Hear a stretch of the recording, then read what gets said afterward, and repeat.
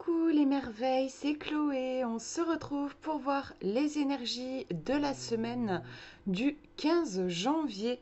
J'ai pris avec moi l'oracle auto-édité, l'oracle Lunisol. Alors, j'ai tiré une carte à chaque fois. C'est un jeu qui est vachement riche. Il est accompagné d'un livre. Alors, je l'ai fait imprimer parce que c'est un livre.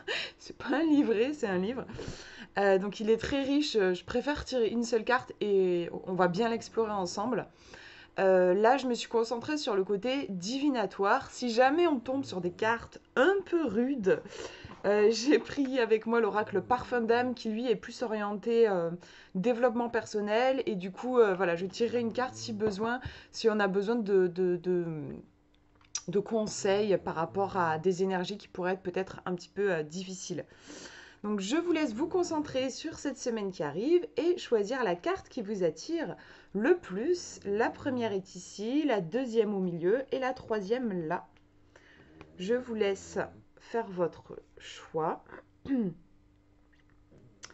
Et on va regarder ensemble ces petites cartes. Si vous avez choisi la numéro 1, on a, pardon, on a la carte du rêveur. Alors attendez, j'ai essayé de vous faire une jolie mise au point parce que là c'est pas possible. Voilà, le rêveur. J'ai le doigt dessus, mais on est sur une carte de lune, lunaire, donc une énergie yin. Bon, on le voit tout de suite, hein, le rêveur, voilà, ça se passe pendant la nuit. On a un enfant qui regarde la lune. Alors moi, l'histoire que je me raconte, c'est que c'est un enfant qui rêve d'être astronaute ou qui rêve d'aller sur la lune. Enfin voilà, il a ses rêves à lui. Peut-être qu'il les garde secrets parce qu'il a déjà compris que la plupart des adultes ne le comprenaient pas. Et il rêve peut-être encore plus quand il est seul dans sa chambre, que la nuit est tombée. Moi, personnellement, j'adore la nuit. Je suis beaucoup plus apaisée la nuit que le jour. Je sais pas, il y a quelque chose qui est très propice aussi, je trouve, à la création, donc à l'imaginaire, à l'éveil de l'imaginaire, à l'émergence de la sensibilité. En général, la nuit, à moins qu'on travaille de nuit, mais sinon, on est chez nous et on nous fout un peu plus la paix qu'en journée. Moi, c'est comme ça que je le vis, en fait, la nuit. Donc là, pour vous, pour cette semaine, le rêveur, on nous dit c'est une carte qui nous parle d'imagination. C'est une carte c'est une semaine plutôt pour rêver, pour être dans votre bulle. Je disais quand je racontais ma petite histoire que ce petit garçon, je pense qu'il ne partage pas forcément son rêve avec ses parents. Je pense qu'il a conscience qu'il ne serait pas forcément compris. Il y a, avec cette énergie yin, besoin de rester un peu de se protéger. Les rêves, il y a plusieurs phases. En fait, il y a le moment où on rêve et ensuite le moment où on va peut-être avoir envie de concrétiser ce rêve dans la réalité. Et là, on va avoir il y a plein d'étapes en fait pour la concrétisation d'un rêve. Mais ce qui est certain, c'est qu'au début, un rêve, c'est fragile. Si on le partage trop tôt, on va se faire broyer, c'est clair et net. Voilà, parce que les gens vont projeter sur nous leurs angoisses, leurs peurs, leurs croyances. Malheureusement, on ne peut pas dire qu'on soit dans un monde de rêveurs, mais plutôt dans un monde assez désillusionné et pragmatique. Donc, quand on est dans cette phase d'émergence du rêve, je dis pas qu'il faut garder secret tout le temps. À un moment donné, si on veut le concrétiser, il va falloir le mettre sur le devant de la scène. Mais au début, quand le rêve émerge, c'est une phase un peu secrète. Voilà. Là, j'ai l'impression que pour vous, pour cette semaine, vous êtes dans cette phase secrète, juste avec vous-même, où oui, vous rêvez, vous laissez votre imagination vagabonder, vous avez des envies qui viennent, vous les laissez grandir. On a quand même une histoire d'ambition avec cette carte, avec ce petit garçon qui rêve d'aller sur la Lune. C'est pas un petit rêve quand même, hein. On a une échelle ici qui nous montre l'idée d'ascension. Je projette sûrement, mais je vais quand même le dire au cas où ça vous parle. Il peut y avoir aussi une histoire de cette terre est trop pourrie, j'ai envie d'aller ailleurs. Je dis je projette un peu parce que cette semaine j'ai eu quelques désillusions et je suis un peu dans ce mood là. Mais peut-être que ça peut qu'effectivement il y a aussi cette énergie là, le rêveur qui aspire à autre chose que la réalité brute, parfois froide et rude. Quelque chose de plus rond, avec la lune ici, quelque chose de plus doux, ce bleu qui est enveloppant. J'ai un petit peu quand même l'image du nid qui vient, oui, a besoin de s'évader dans un monde de douceur. C'est ce qui me vient ici.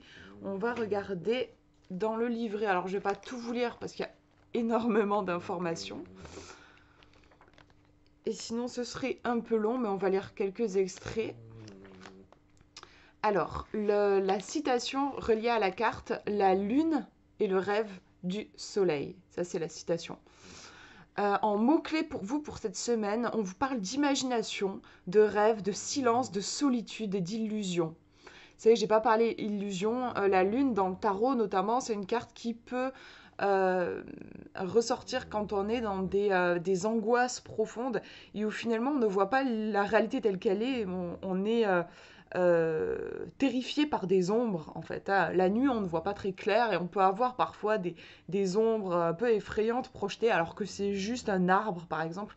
Donc c'est aussi une carte qui peut évoquer, il y a une grande sensibilité quand même. Je pense que quand je vous disais envie de partir sur une autre terre, un autre monde et tout, il y a quand même en effet c'est une carte pour moi qui peut être liée à l'hypersensibilité. Il y a une grande sensibilité, je pense, dans cette carte. On nous dit la lune est la reine de la nuit. C'est un astre qui évoque l'émotion, vous voyez, et la rêverie.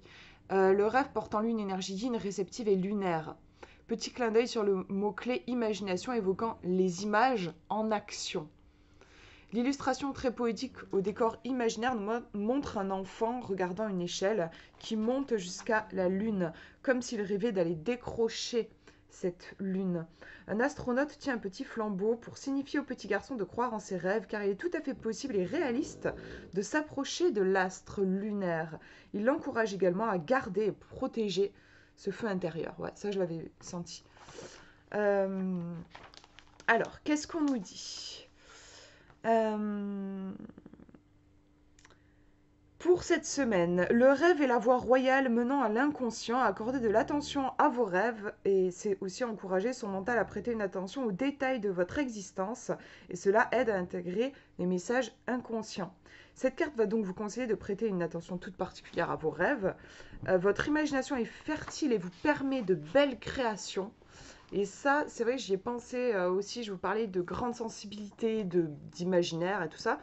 Et du coup, c'est une carte qui est propice pour tout ce qui est artistique, tout ce qui est créativité et création. C'est le cas aussi de la carte de la lune dans le tarot. J'ai perdu ma page parce qu'il y a mon chien qui a bougé. Alors attendez, je retrouve la page. On nous dit... Cette carte, je vais vous lire la numérologie liée à la carte. Cette carte est positionnée sur une énergie 9. Ce nombre est un grand rêveur, au tempérament parfois décalé. Il ne supporte pas l'idée d'être entravé, il a besoin d'espace, d'horizon élargi, de se sentir libre et indépendant dans ses actions. Mais l'idéalisme de ce nombre le poussera parfois à fuir les difficultés, la réalité. Ça, c'est le côté ombre de la carte. Si celle-ci devient trop dure à surmonter.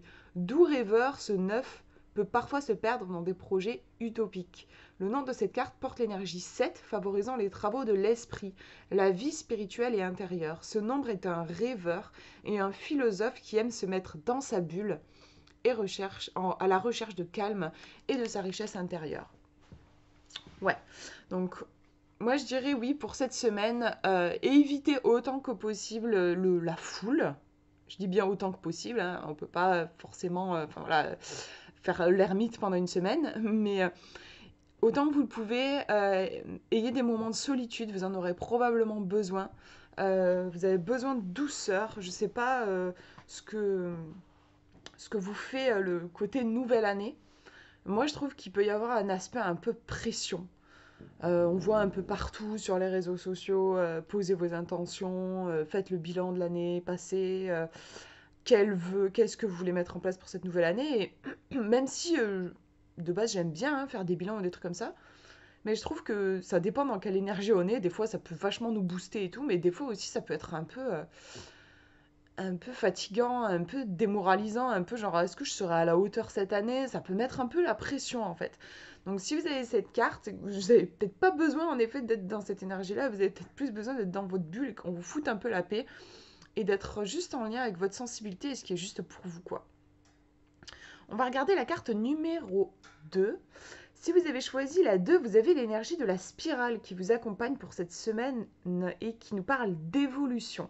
Alors, une évolution quand même dans l'énergie de la Lune. Donc, on est dans une évolution à l'intérieur.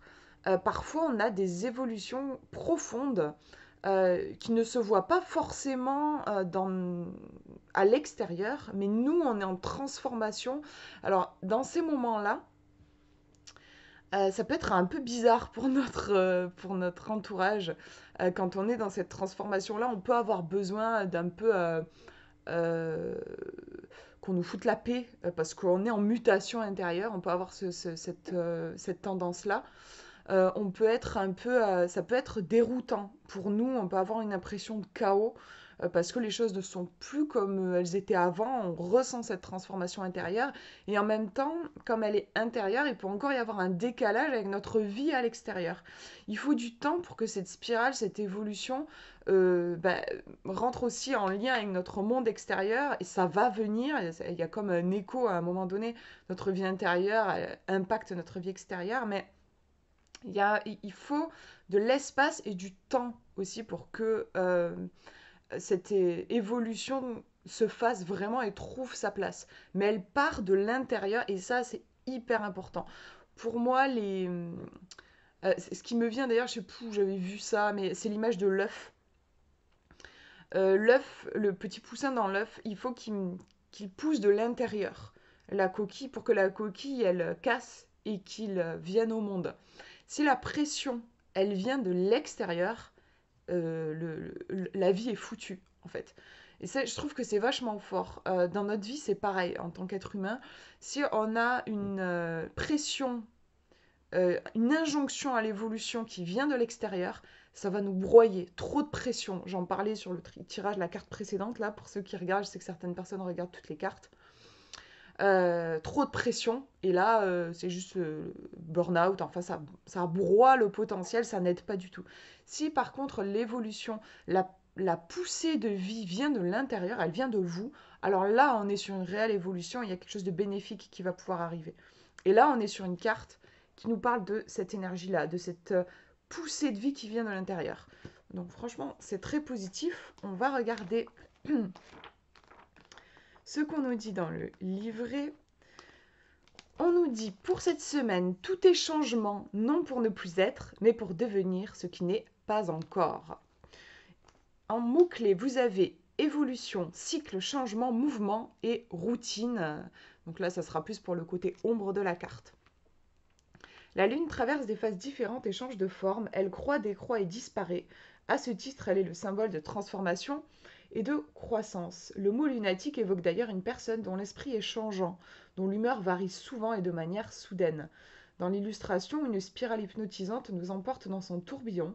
Elle est représentée par un escalier en colimaçon cosmique, parsemé d'étoiles, et en son centre, on retrouve un joli coquillage tout en spirale, car la coquille se rattache à la thématique de la fécondité lunaire et aquatique. Elle évoque également l'éternité dans la temporalité et la permanence dans le changement. On nous dit que cette carte indique une évolution imminente dans votre vie. Vous allez traverser une nouvelle phase, un nouveau cycle pour cette semaine. Ça peut aussi évoquer quelque chose de transitoire. Ça, c'est ce que j'avais ressenti aussi dans la carte. La situation dans laquelle vous vous trouvez est appelée à se transformer. Ne vous cramponnez pas à l'ancien, laissez partir ce qui n'a plus lieu d'être et faites de la place à la nouveauté. Acceptez et intégrez le changement, il fait partie d'un cycle normal sur votre chemin de vie. Donc ça, c'est pour les informations sur l'illustration et l'énergie de la carte. On va regarder la numérologie. La spirale est une carte évoquant le changement. Quoi de mieux que de l'associer au nombre 10 évocateur d'un nouveau cycle. Le 1 associé au 0, c'est le créé avant l'incréé, le commencement avant la fin, la vie et le néant. Ce 10 nous indique des hauts et des bas, la nécessité de repartir à 0 tout en conservant notre dynamisme et notre expérience acquise.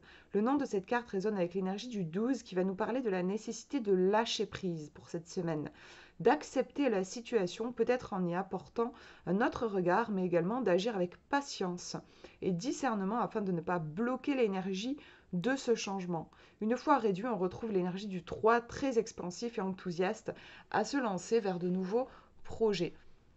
Donc oui, un nouveau cycle, un nouveau changement, c'est une belle énergie pour... en plus là, on va arriver mi-janvier, voilà. En tout cas, on est dans ce mois de janvier qui est source souvent de nouvelles résolutions, on a envie de nouveautés et tout. Et là, il y a bien l'idée de nettoyage en fait, hein, qui part au niveau intérieur. Pour vous, pour cette semaine, il y a de nouvelles choses qui vont se mettre en place. Faites confiance au mouvement. J'ai l'impression qu'il y a quelque chose qui pourrait un petit peu vous dépasser en fait. C'est un truc qui se passe à l'intérieur de vous.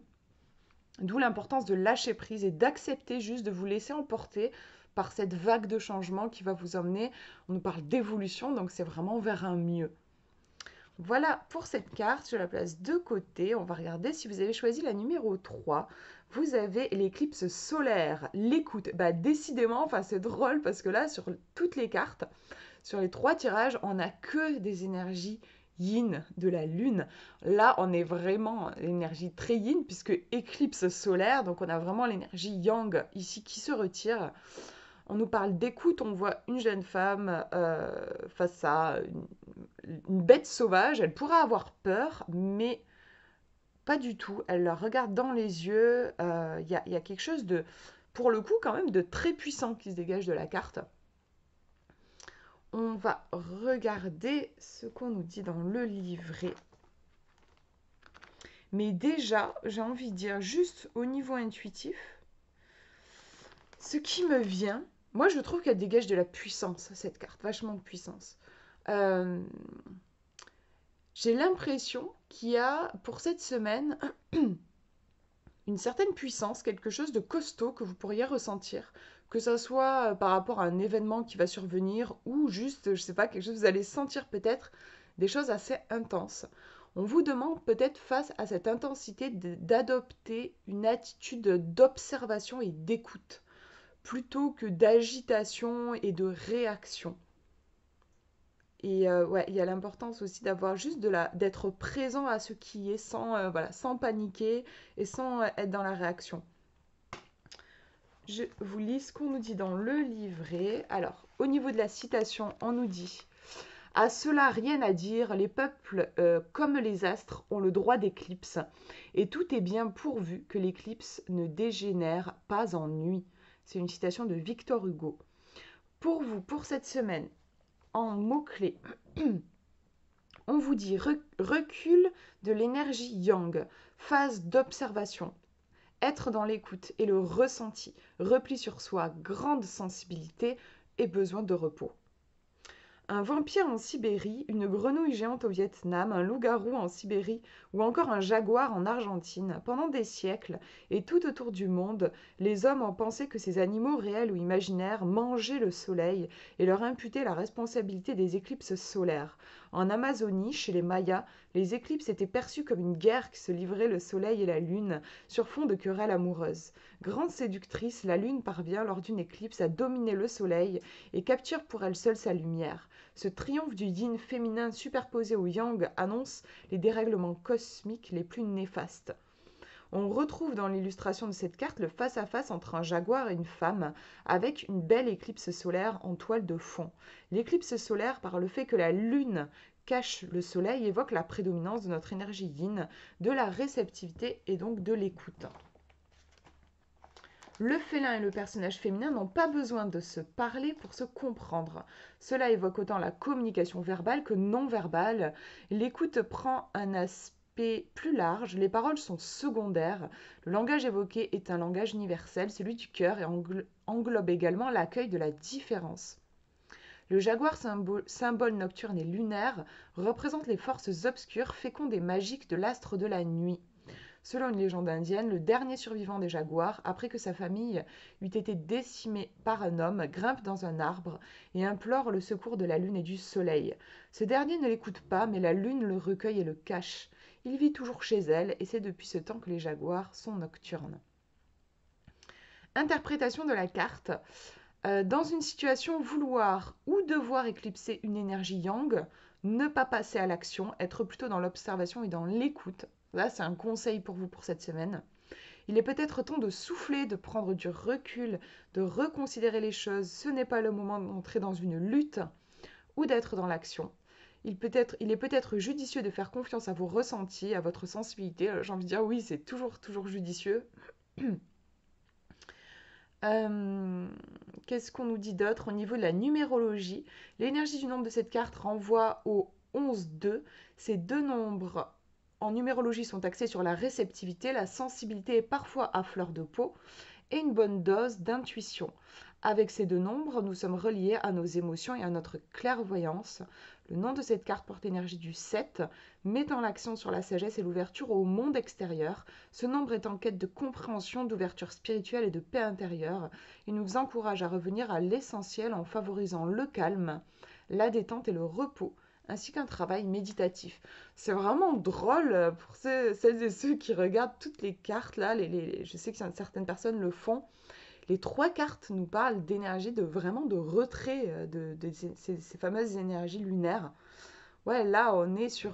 vous avez besoin de repos, vous avez besoin de...